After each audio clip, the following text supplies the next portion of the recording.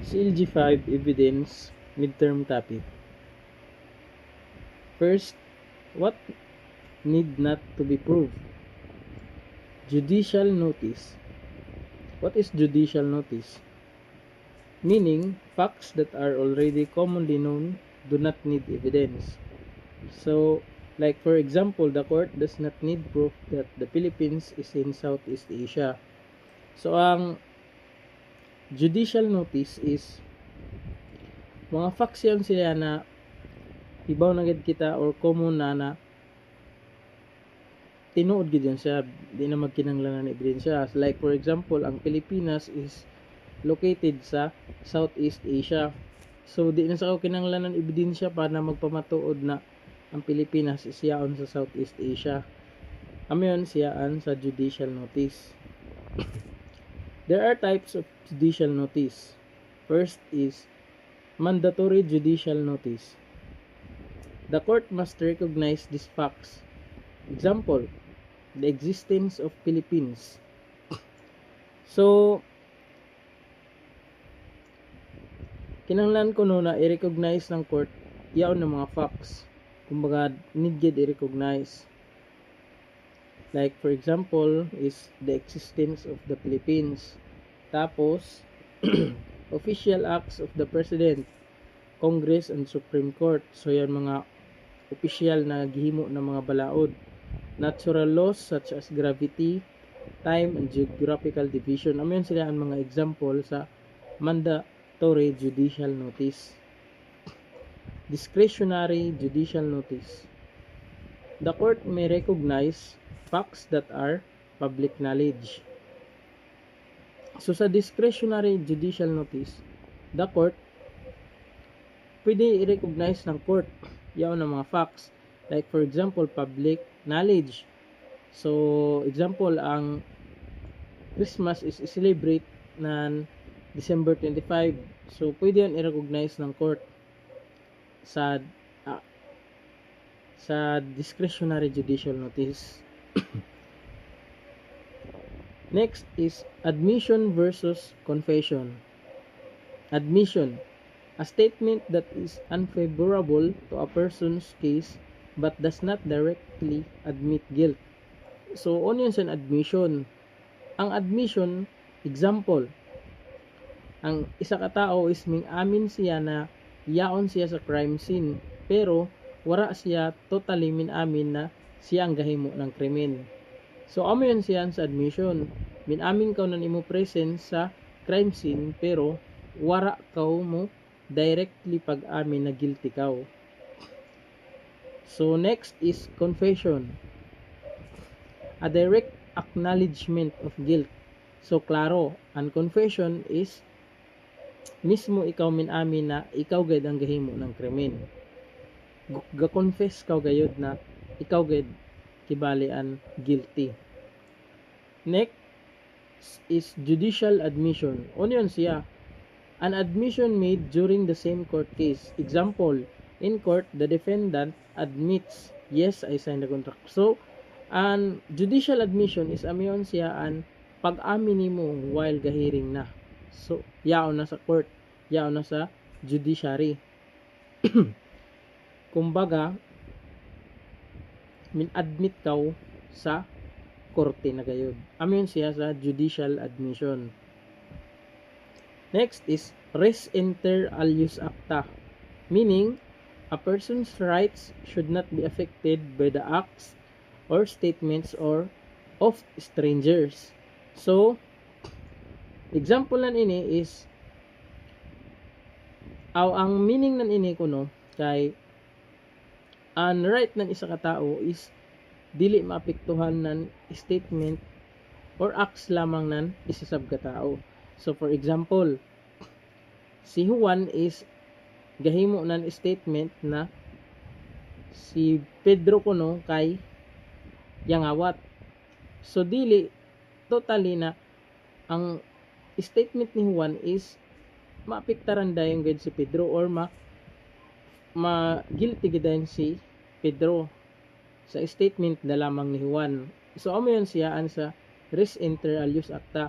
Kumbaga kung may gihimo ang isa tapos gidamay na ka lang pinaagi sa isa ka statement is dili totally na madamay ka gayud, dili kumbaga dili din magilty ka na tinuod gid ang gilaong ng isa ka tao. Exceptions: admission by agent. Example, a company driver admits he was delivering goods for the company while driving. So, sa res inter alia acta may exceptions. Una is admission by agent. Una yun siya. Amo yun an example, sa isa ka kumpanya may ang isa ka company driver is giamin niya na ga-deliver siya ng goods nan ila kumpanya. So, pinaagi na niyo na statement is pwede madamay an kumpanya. Di ba kay na laong ko na tungod sa isa lamang ka statement ng isa ka tao is dili madamay ang isa ka tao. Nganhi kay admission by agent.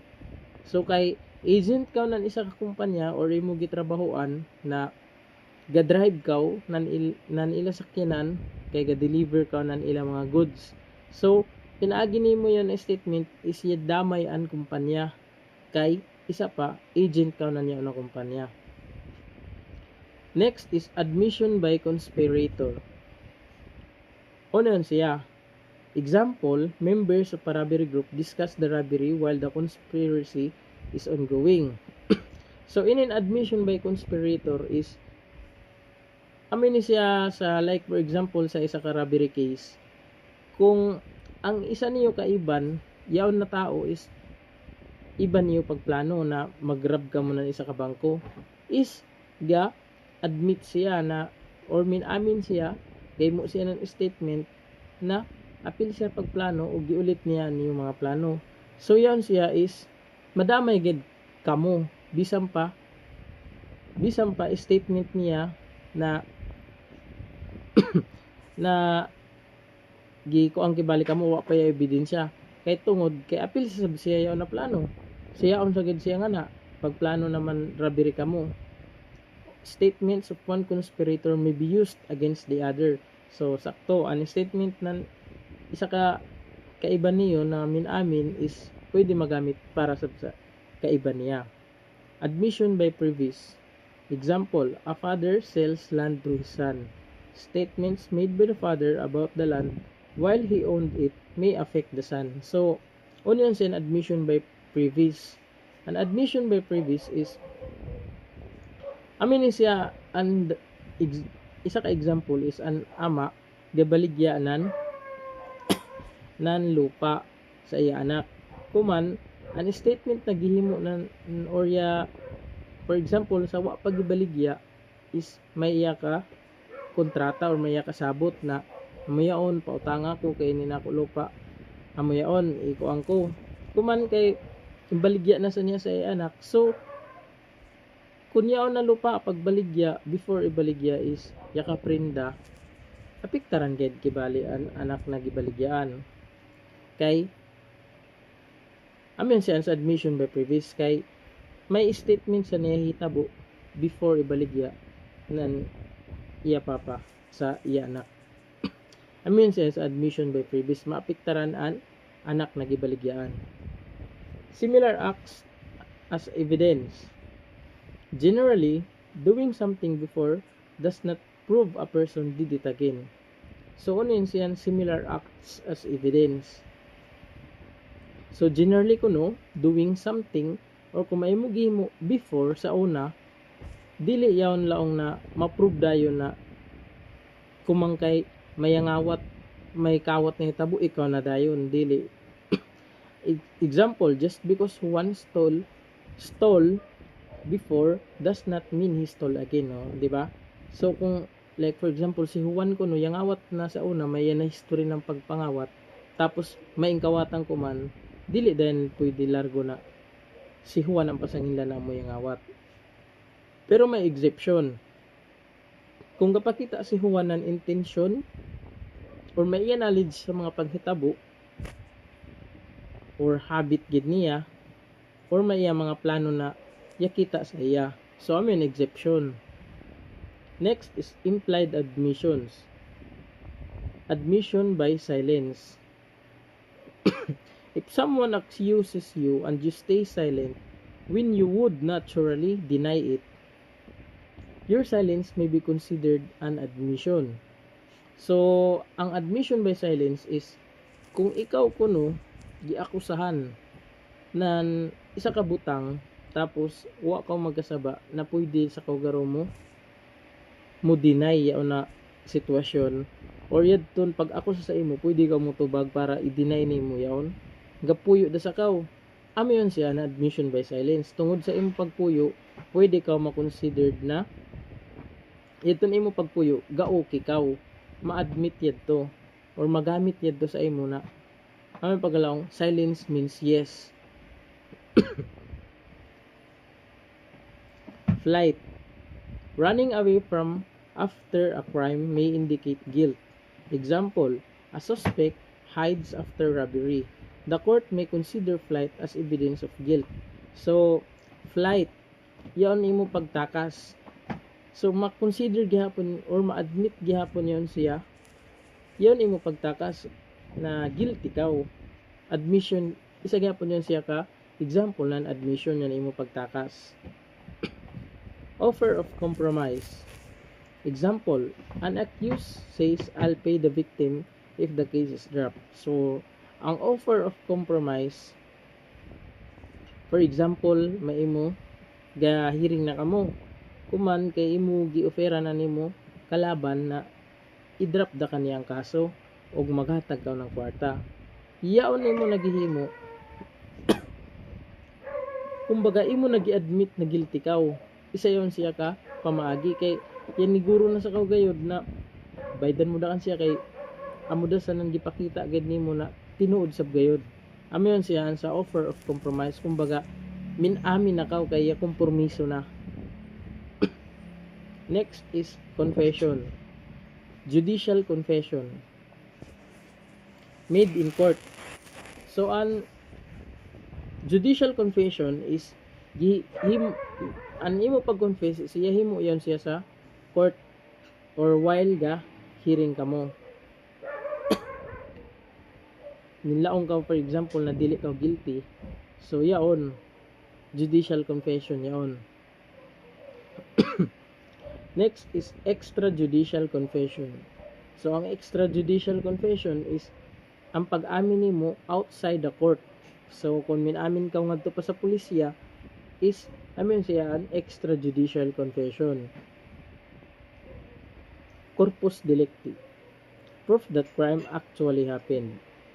So ano yun sa corpus delicti? Amin siya pagalaong diba na body of the crime. Example, for theft, missing property, evidence showing it was stolen. The prosecution must prove the crime actually occurred. So ang corpus delicti kon So, ang corpus delicti is, kumbaga, amin siya an pagalawang lagi body of the crime. So, unoy kibali hitabo sa isa ka krimen, unoan body gayod. So, like for example, kawat. So, sa kawat, uno say giko kawat. Isa ka butang yan, isa ka butang amo yan siya ang pagkatawag na corpus delicti. Dili da matawag na ang corpus delicti is patay na lawas, dili. Kumbaga pamatuod yaon na kung sa kawat pa hay nang butang na ing kawat, yaon butang na ing kawat amo ang corpus delicti. 3 general forms of evidence. Object evidence, things that can be seen, heard, touch, smelled, or taste. So, ibaw na sa kita na object evidence. From the word itself, object, so yung mga butang na makita nato, mabatian nato, mahawidan, masimutan, ug malasahan. Isa yon sila ka object evidence. Documentary evidence, written or recorded materials offered to prove their contents. So, sa documentary evidence, so amin siya mga written or record materials. So for example, mga diary, audio, isa yan sila ka example ng documentary evidence. Public documents, documents issued recorded by the government. So, ang public documents is amyan siya, and for example, ang birth certificate, marriage contract, court records, mga basta kay issue ng public or ng government. Private documents made by private individuals. So, example, handwritten agreement, personal letter, unnotarized receipt. So, from the word itself, private, so private dagid yaon na mga dokumento. Ancient document rule. A document does not need further authentication if more than 30 years old, found where it should naturally be kept.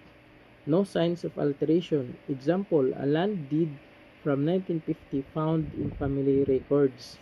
So, may balaod sa ancient document. Ang isa kuno ka dokumento, di na magkinahanglan non-authentication kung more than 30 years old na. Found where it should naturally be kept. Kumbaga, yakita siya kung hain da sab siya gi butang. No signs of alteration. So, waray sign or wara kibaligi otro. Original document rule. As a general rule, if the issue involves the contents of a document, the original document should be presented. So, sa original document rule, sa general rule niya is if the issue involves the contents of a document,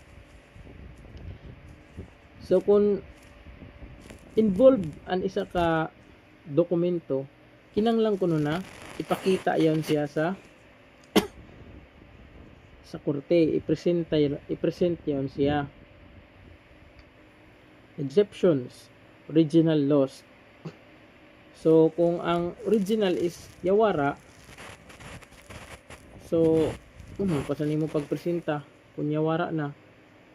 Next is in possession of the other party, public records, too many documents to examine individually. Next is parole evidence rule. So, parole evidence rule. When an agreement is written, the written document is presumed to contain all terms. So, parole evidence rule. Kung ang asa kuno ka agreement is gisuwat da, the written document is presumed to contain all terms. Example, a contract states the sale price is $100,000. One party cannot later claim we verbally agreed it was $150. So, parole evidence rule is kung anyo kasabutan kibali sa kontrata, for example, kabaligya ka mong lupa, may sabot niyo na 100,000 dan iyo presyo pagbaligya. Kuman gihimo ka mo nan agreement iyo gisuwat. Sunod may ga-claim ang pikas party na 150 said to. So, kumang kay may sa kasuwatan na 100,000 dead to is amo gid dito masunod. Dili pwede na 150. Amen siya sa parole evidence rule. Ang ebidensya is ito niyo kasuwatan. Pero may exception if there is mistake, ambiguity, fraud, missing terms, later agreements. Amen siya ang mga exception. Testimonial evidence. Evidence given by witnesses.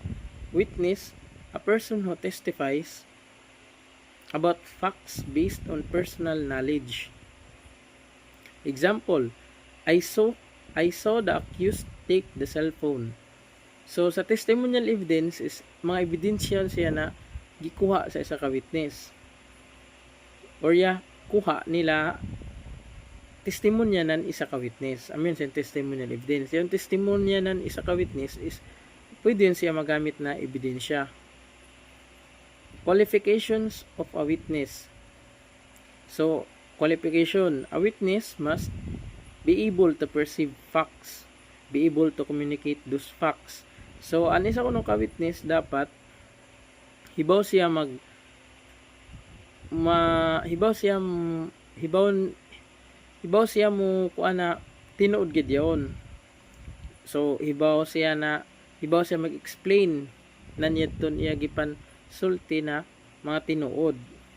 Example, a deaf person may testify through an interpreter. So kung isa ka tao is bungol siya, deaf, so amang, pero pwede siya makatestify through interpreter. Amiyo na kay hibaw sa siya ng tinuod, so posible gid na pwede niya sulti sa isa ka interpreter.